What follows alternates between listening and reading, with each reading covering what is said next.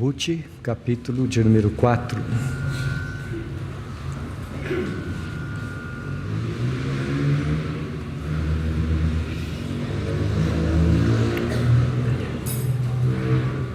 Ruth, capítulo 4.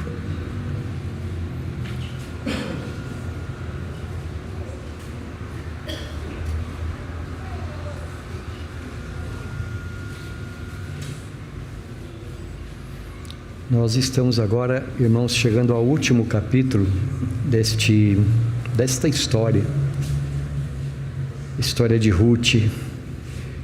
Ela é uma das 4 mulheres que são mencionadas, como os irmãos sabem, lá no capítulo 1 de Mateus, quando Mateus está iniciando o Evangelho, iniciando o Novo Testamento, e ele fala para nós da genealogia de Jesus Cristo.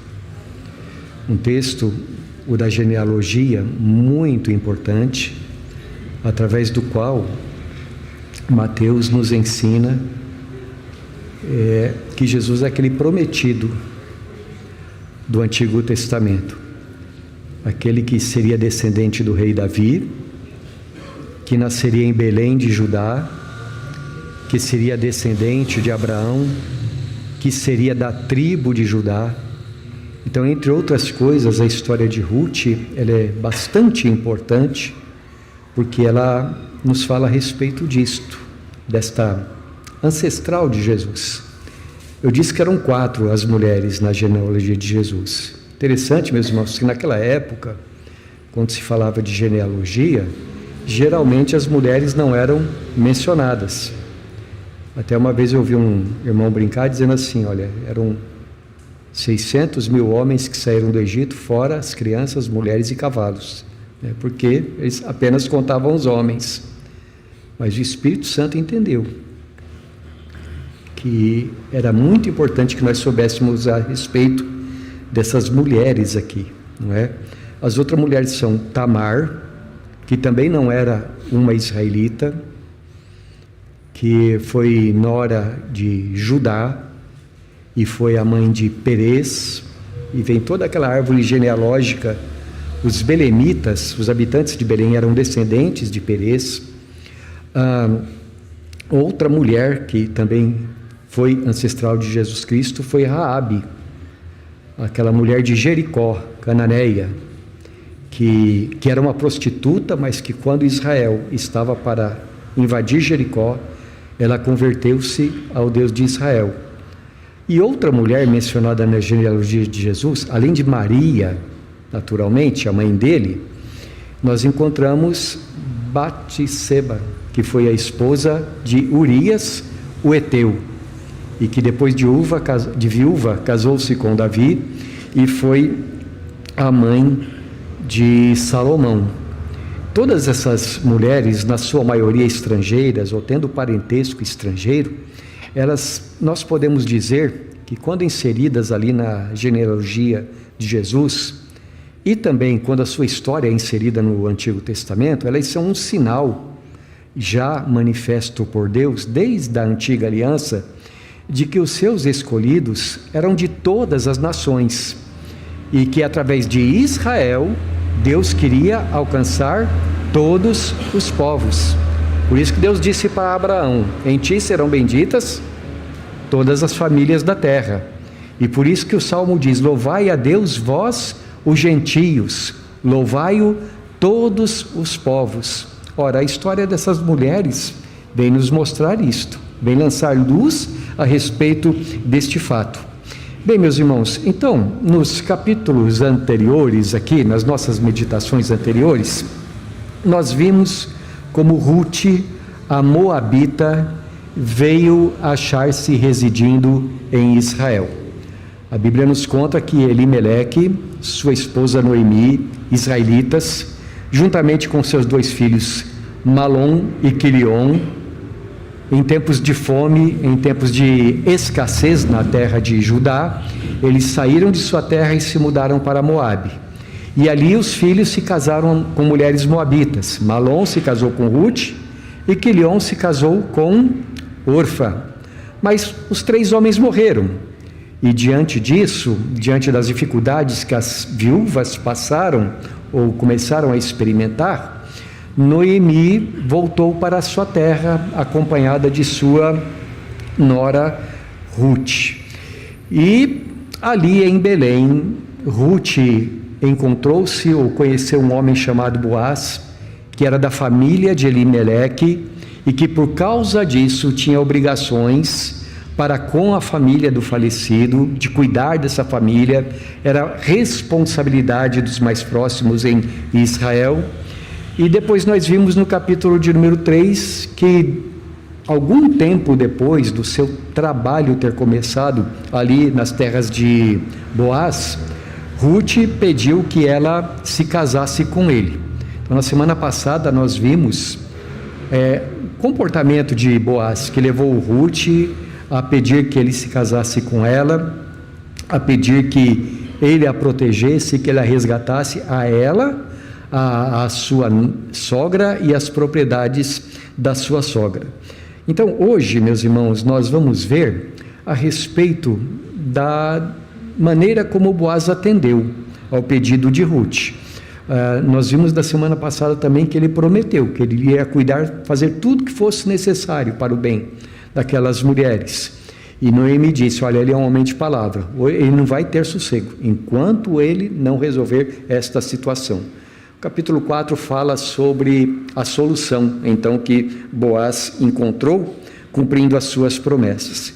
Então nós vamos ler o texto de hoje, meus irmãos.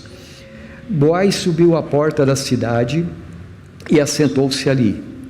Eis que o resgatador de que Boaz havia falado ia passando. Então lhe disse: ó fulano, chega-te para aqui e assenta-te. Ele se virou e se assentou. Então Boaz tomou 10 homens dos anciãos da cidade e disse: assentai-vos aqui. E assentaram-se. Disse ao resgatador: aquela parte da terra que foi de Elimeleque, nosso irmão, Noemi, que tornou da terra dos Moabitas, a tem para venda. Resolvi, pois, informar-te disso e dizer-te: compra-a na presença destes que estão sentados aqui e na de meu povo. Se queres resgatá-la, resgata-a. Se não, declara-mo para que eu o saiba, pois não há senão tu que a resgate, e eu depois de ti. Respondeu ele: eu a resgatarei. Disse, porém, Boaz: no dia em que tomares a terra da mão de Noemi, também a tomarás da mão de Ruth, a moabita, já viúva, para suscitar o nome do esposo falecido sobre a herança dele. Então disse o resgatador: para mim não a poderei resgatar, para que não prejudique a minha. Redime tu o que me cumpria resgatar, porque eu não poderei fazê-lo. Este era outrora o costume em Israel quanto a resgates e permutas. O que queria confirmar qualquer negócio, tirava o calçado e o dava a seu parceiro. Assim se confirmava negócio em Israel. Disse, pois, o resgatador a Boaz: compra-a tu, e tirou o calçado. Então Boaz disse aos anciãos e a todo o povo: sois hoje testemunhas de que comprei da mão de Noemi tudo que pertencia a Elimeleque, a Quilion e a Malom. E também tomo por mulher Ruth, a moabita, que foi esposa de Malom, para suscitar o nome deste sobre a sua herança, para que este nome não seja exterminado dentre os seus irmãos e da porta da sua cidade. Disto sois hoje testemunhas. Todo o povo que estava na porta e os anciãos disseram: somos testemunhas. O Senhor faça a esta mulher que entra na tua casa, como a Raquel e como a Lia, que ambas edificaram a casa de Israel. E tu, Boaz, ate valorosamente em Efrata, e faze-te nome afamado em Belém. Seja a tua casa como a casa de Perez, que Tamar teve de Judá, pela prole que o Senhor te der desta jovem. Assim, tomou Boaz a Ruth, e ela passou a ser sua mulher. Coabitou com ela, e o Senhor lhe concedeu que concebesse, e teve um filho. Então as mulheres disseram a Noemi: seja o Senhor bendito, que não deixou hoje de te dar um neto, que será teu resgatador. e seja afamado em Israel o nome deste. Ele lhe será restaurador da vida, da tua vida, e consolador da tua velhice, pois tua nora, que te ama, o deu à luz, e ela te é melhor do que 7 filhos. Noemi tomou o menino, e o pôs no regaço, e entrou a cuidar dele.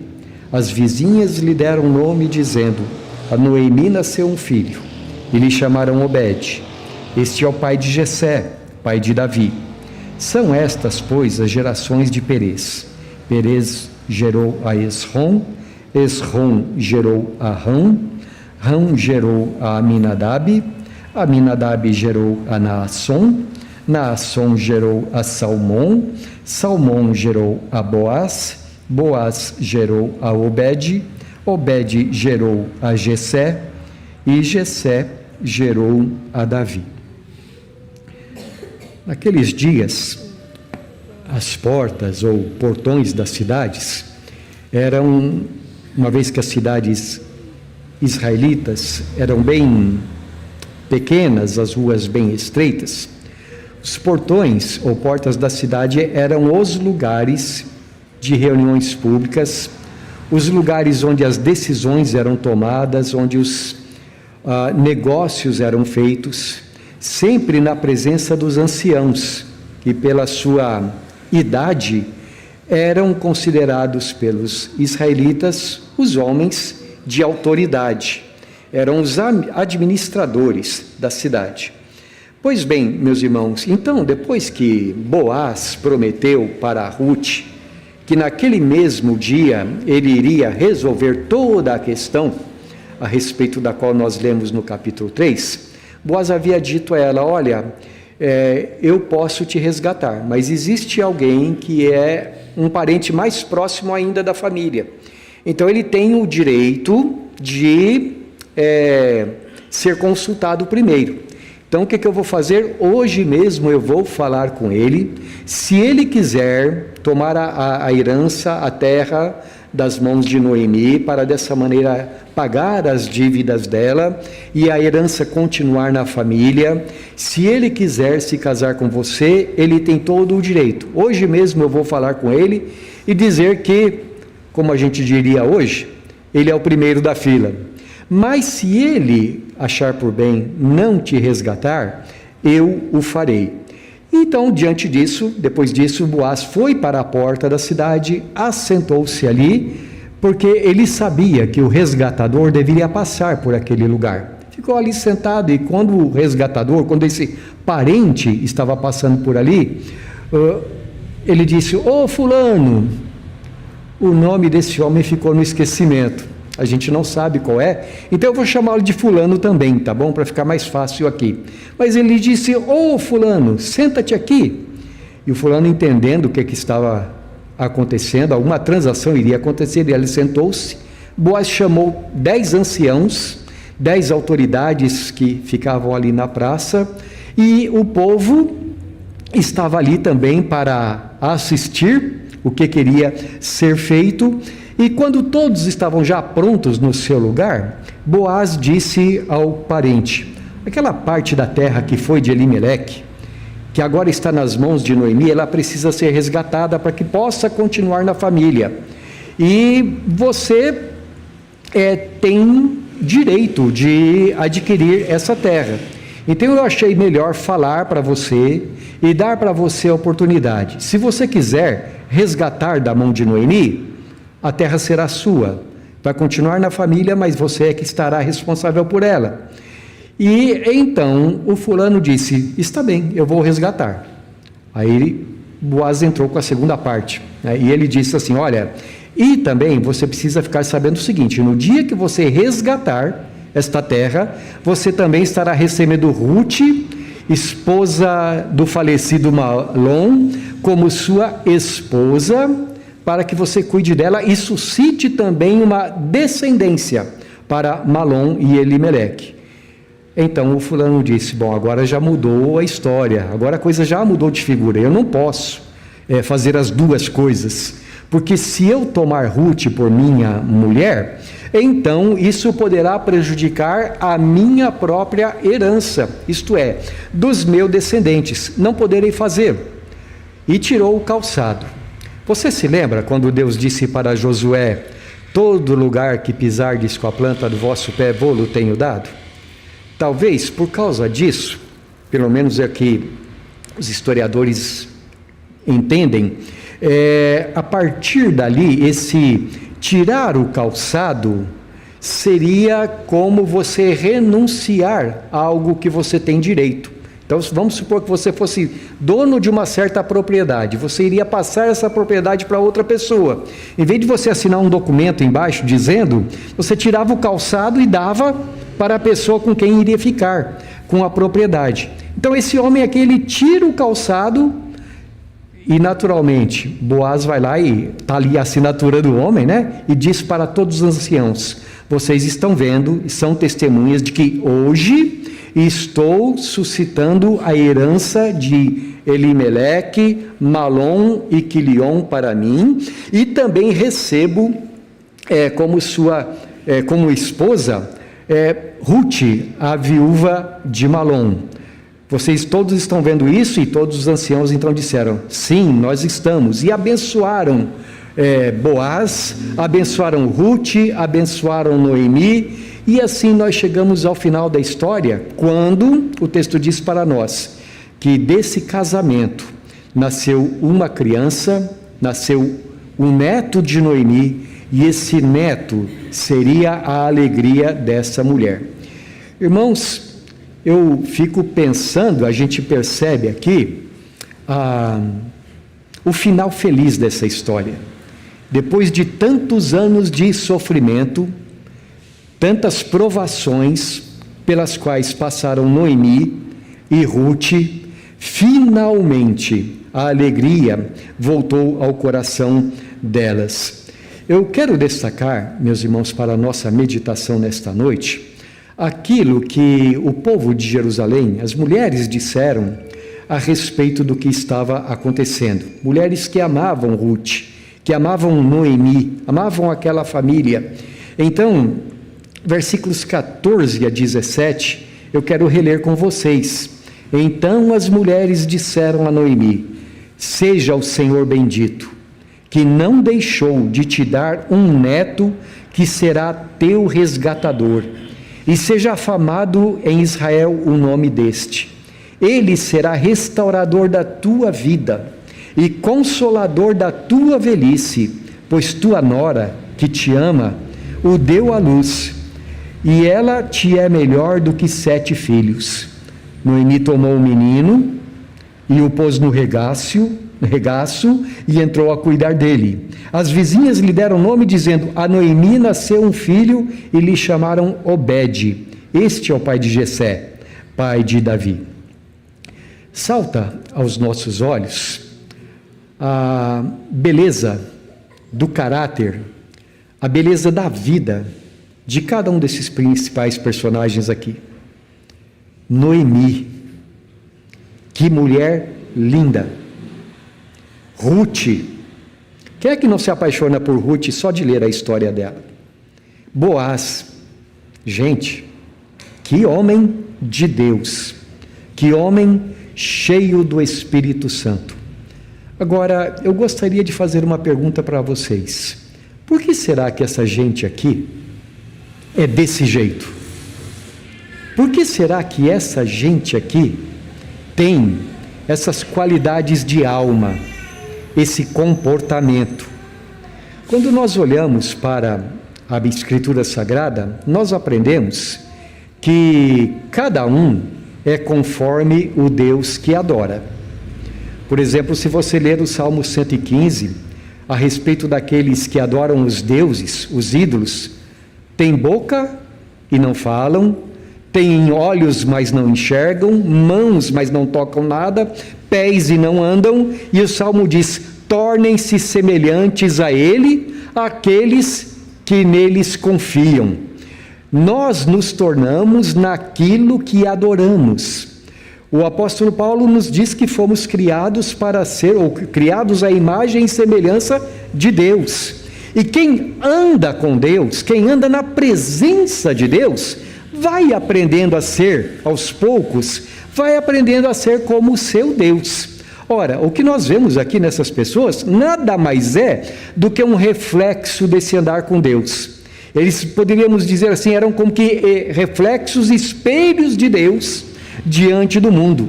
É por isso que essas vidas aqui nos inspiram tanto, nos desafiam tanto a sermos homens e mulheres melhores. Ora, por causa disto, eu gostaria então de, hoje, meus irmãos, destacar duas coisas a respeito daquilo que nós vemos aqui nesse capítulo, a respeito do nosso Deus. De todas as coisas, nós podemos dizer que, primeiramente, eles eram assim um reflexo bastante pálido do nosso Deus, no sentido de que neles você vê a bondade, neles você vê a generosidade, neles você vê a compaixão, neles você vê o amor, a integridade, a fidelidade de Deus, neles você vê Deus. E por que eu digo neles você vê Deus? Em Hebreus capítulo 1, versículos 1 a 3 está escrito: tendo Deus outrora falado aos nossos pais através dos profetas, nesses últimos dias nos falou através do seu Filho, o seu Filho que é o herdeiro de todas as coisas, que sustenta todo o universo pelo poder da sua palavra. E o seu Filho, ele acrescenta, é a expressão exata do ser de Deus. De outra maneira, se você quer ver Deus, olhe para Jesus. Veja o caráter de Jesus. Como disse o Senhor Jesus, quem me vê a mim, vê o Pai.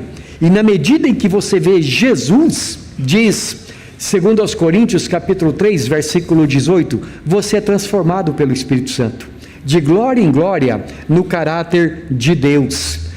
Esse Deus que é amor e que nos amou e se encarnou em Jesus Cristo. Esse Deus que, por amor, se encarnou para nos resgatar, para resgatar todo aquele que nele crê, do poder do pecado, do poder do diabo, do poder do mundo. O Deus cuja volta nós aguardamos para julgar o mundo com justiça. Existe uma passagem no livro de Deuteronômio que eu acho muito interessante a gente citar dentro desse contexto. Por favor, abra sua Bíblia lá em Deuteronômio, capítulo de número 10.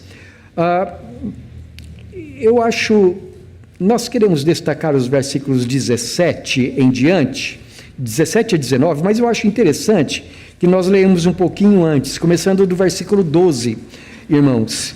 Deuteronômio capítulo 10, versículos 17 a 19, vamos começar do 12, diz assim: agora, pois, ó Israel, que é que o Senhor requer de ti?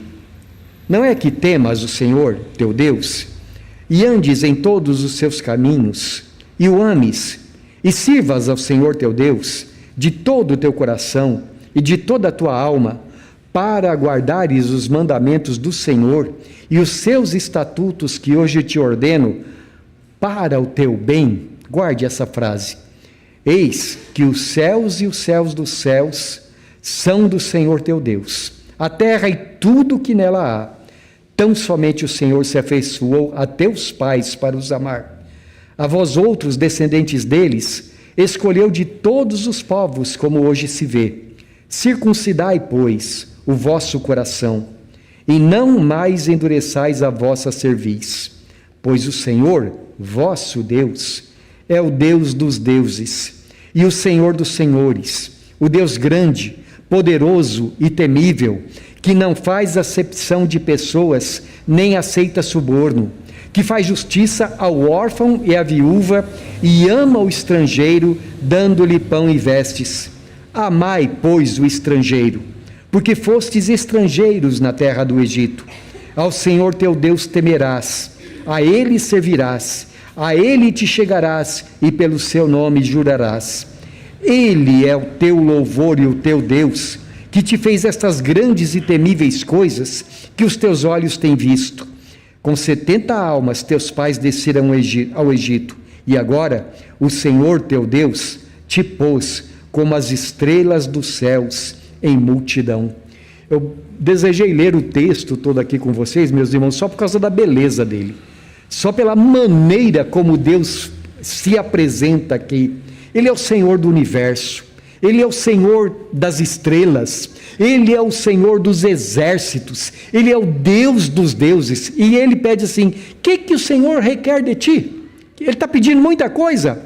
Não é apenas que o ames, que o temas, que guarde os seus mandamentos para o teu próprio bem. Esse Senhor que vos escolheu e vos amou de entre todos os povos.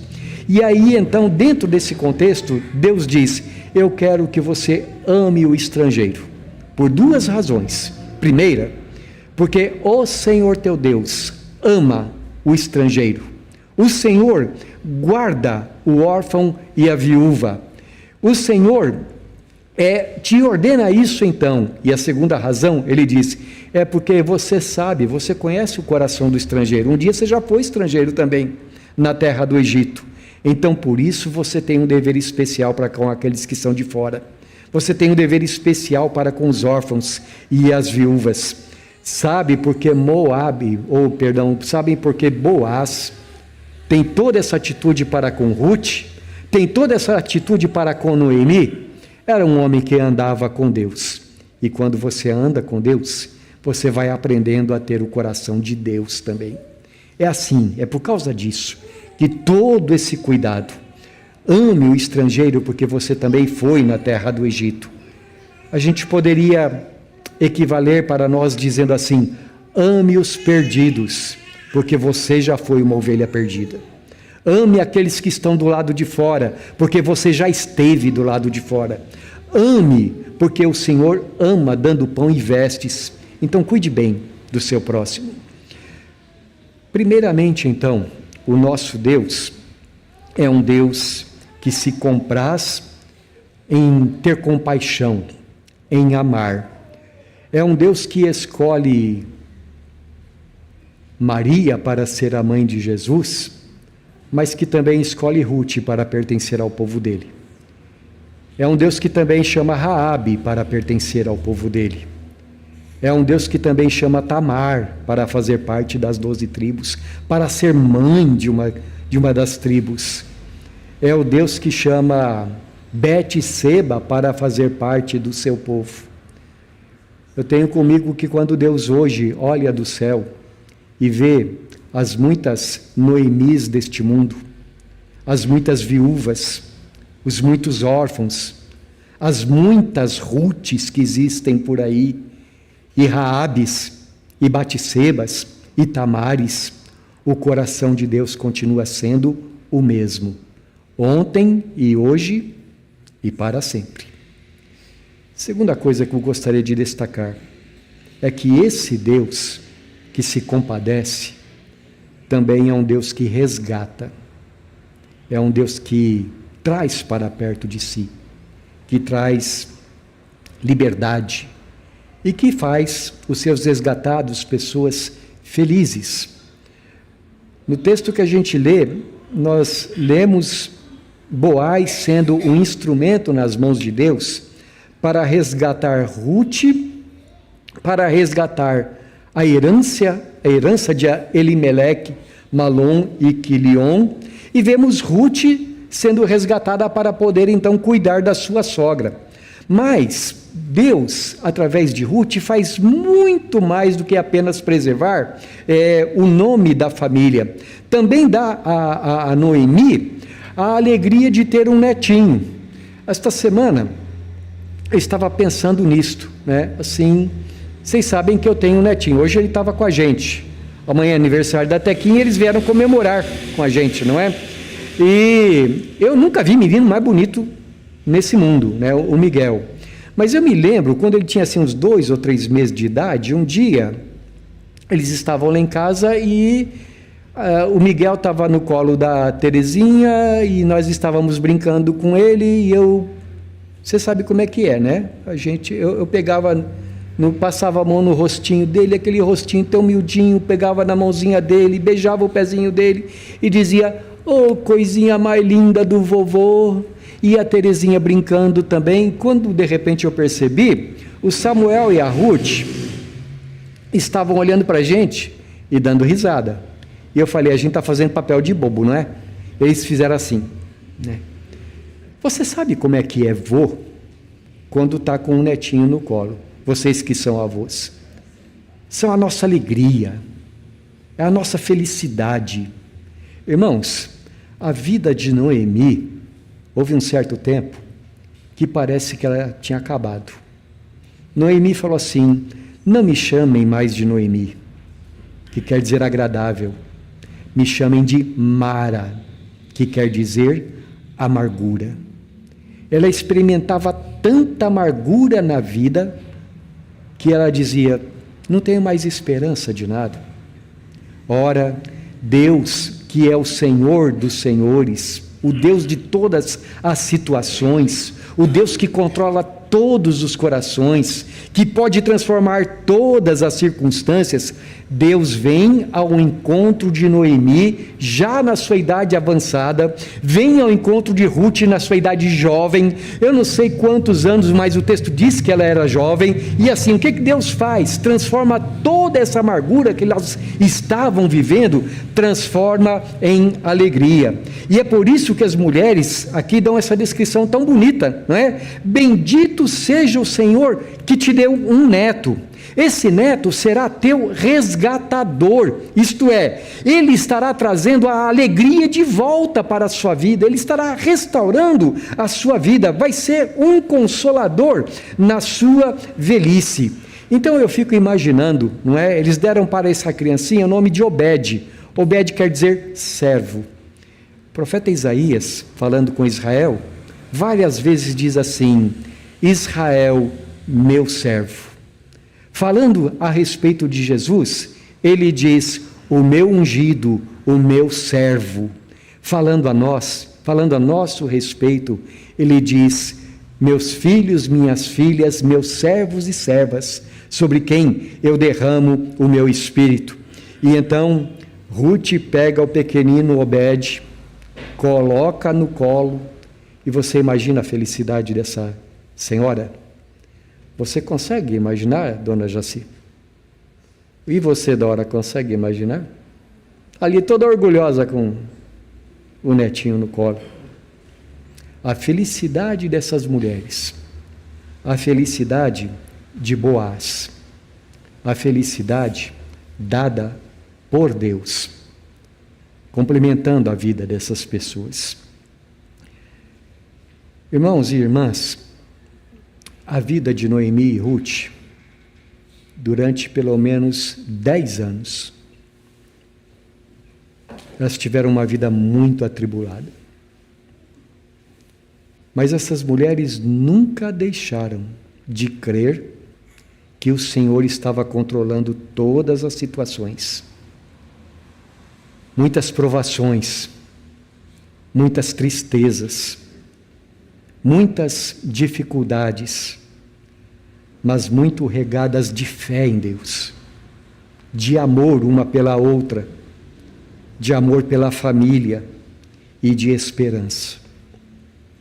Fé em Deus, esperança em Deus e amor a Deus, amor pelo povo do Senhor, amor pela família e também muito amor de Deus para com elas, muito cuidado de Deus.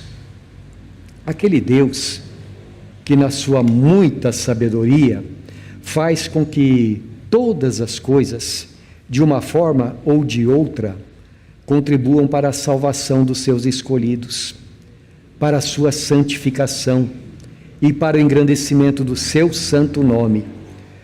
Estas coisas e muito mais nós podemos aprender na história de Ruth. Eu quero perguntar para você,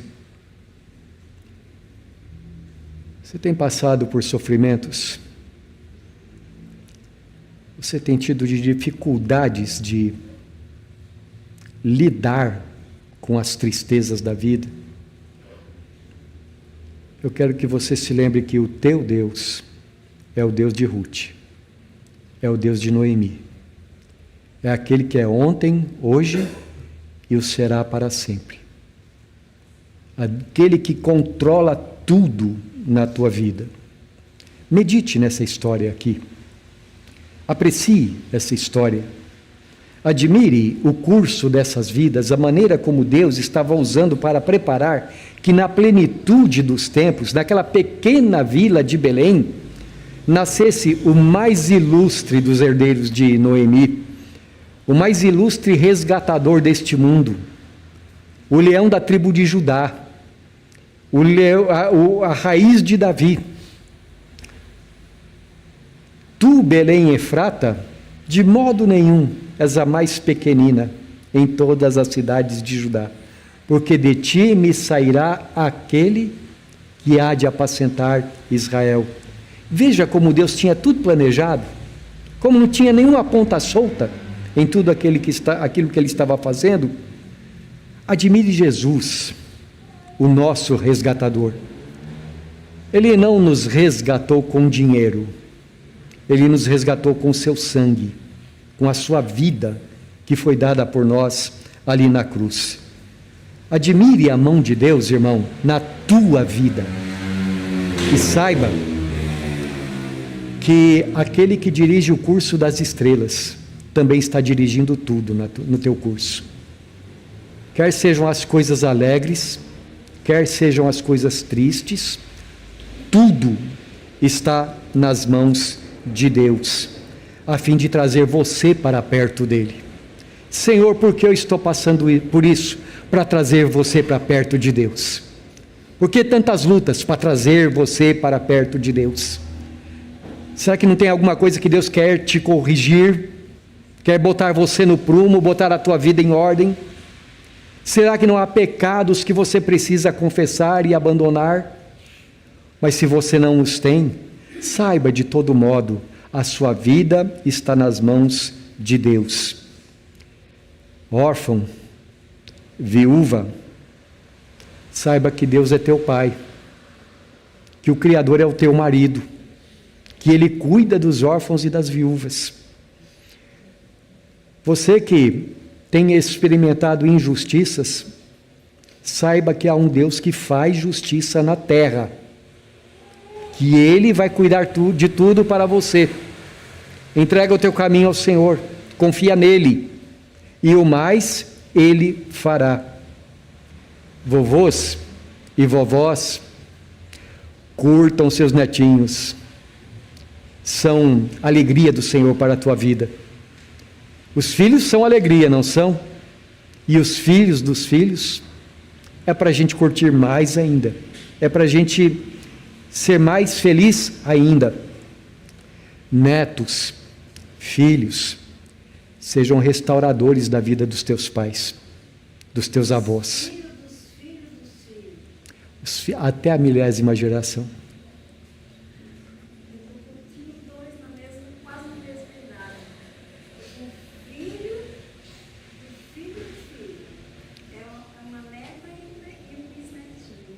Vocês sabem por que a dona Elvira não se conteve e precisou falar, não é? Porque neto faz a gente não se conter. E a gente fala da alegria que traz para nós. Eu ganhei um grande presente de Natal. Uma netinha, a última na geração. Que é a coisa mais linda do mundo. Fez 3 anos. Deus abençoe a sua netinha, irmã.